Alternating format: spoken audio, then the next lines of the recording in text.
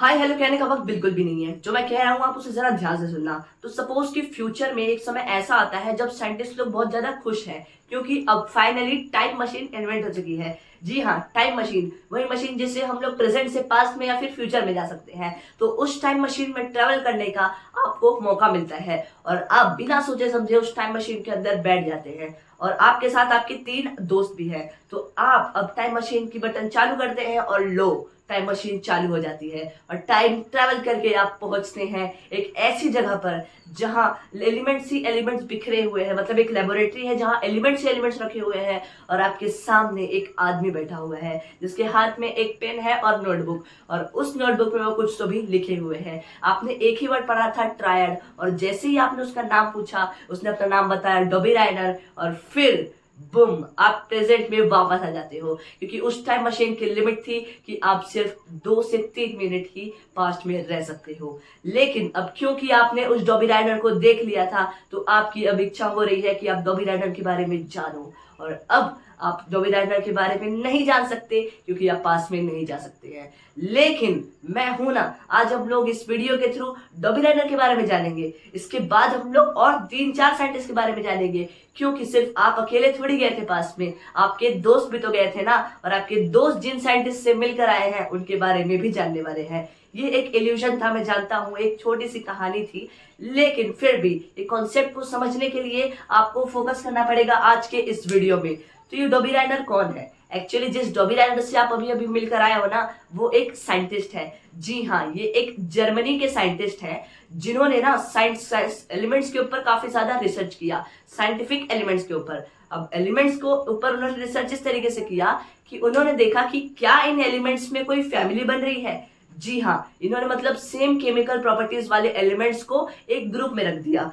जैसे lithium, sodium और potassium, ये तीनों सेम केमिकल प्रॉपर्टी वाले एलिमेंट्स हैं, मतलब इनकी केमिकल प्रॉपर्टी सेम है। तो इन्होंने इन तीनों एलिमेंट्स को एक ग्रुप में रख दिया। सिर्फ लिथियम, सोडियम और पोटेशियम के अलावा इन्होंने बहुत सारे, मतलब एक नहीं कुछ और भी ट्रायड ग्रुप्स बनाए थे और उन तीनों को एक ग्रुप में रखा। और उन्होंने जब तीनों को, मतलब सेम केमिकल प्रॉपर्टीज वाले एलिमेंट्स को एक ग्रुप में रखा ना, बूम, एक जादू हुआ। पता है क्या? जो पहला एलिमेंट था और जो तीसरा एलिमेंट था, उनके एटॉमिक मासेस का जब एवरेज निकाला गया तो पता है वो किसके इक्वल आया?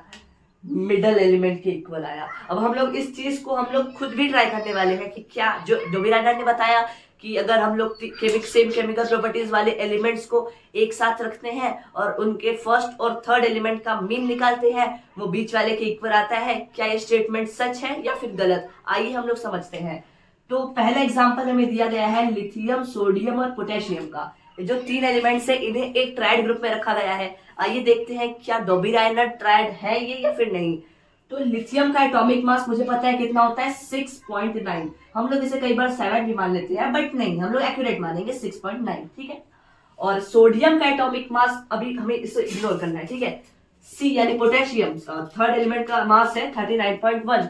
तो ये कह रहे हैं अगर मैं इसका और इसका मीन निकालूंगा तो वो इसके इक्वल आएगा। तो आइए देख लेते हैं।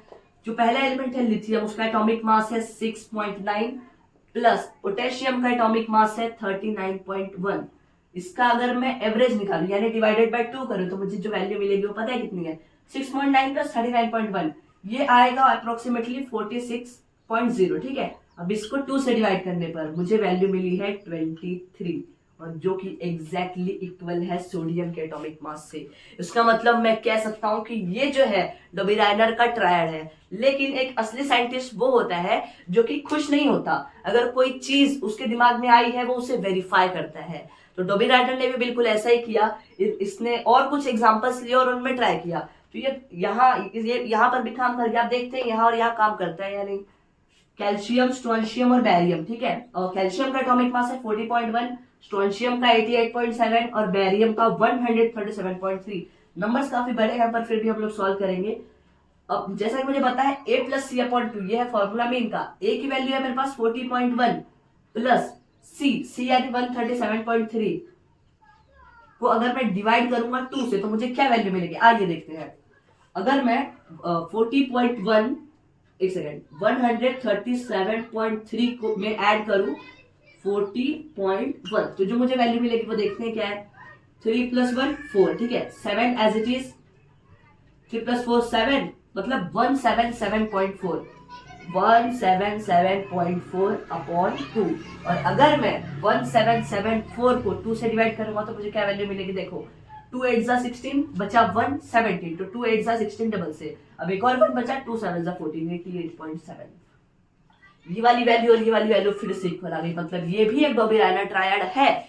लेकिन क्या ये एक डोबेराइनर ट्रायड है, ये है या नहीं, आप मुझे कमेंट सेक्शन में बताइएगा, ये आपका होमवर्क है।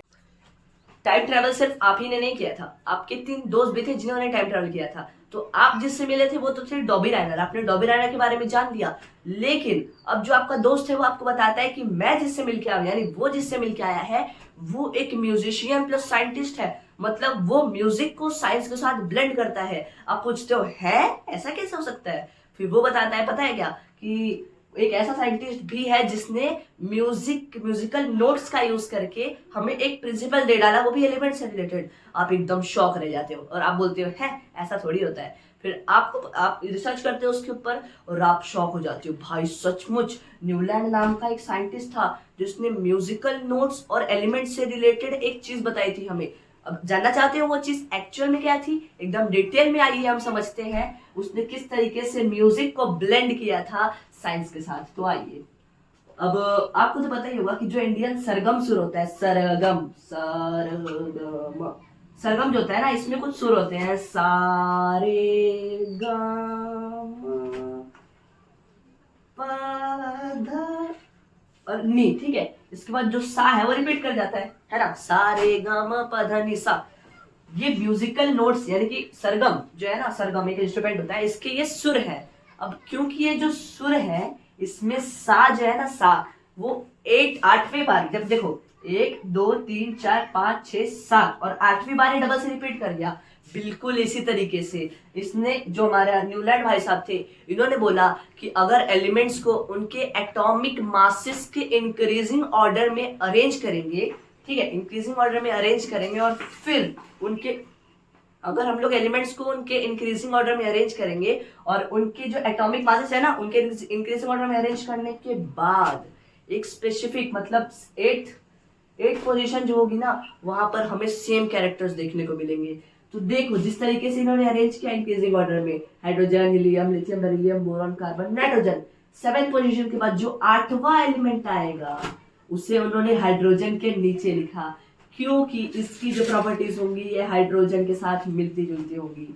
इसके बाद लिथियम के बाद 8th एलिमेंट कौन सा आता है, hydrogen, sorry lithium, beryllium, boron, carbon, nitrogen, oxygen, fluorine और सोडियम। ये देखो सोडियम आ गया, और सोडियम मतलब सोडियम और लिथियम की प्रॉपर्टीज मिलती जुलती होगी। बेरिलियम के बाद 8th एलिमेंट आता है मैग्नीशियम, बेरिलियम और मैग्नीशियम की प्रॉपर्टीज मिलती जुलती होंगी।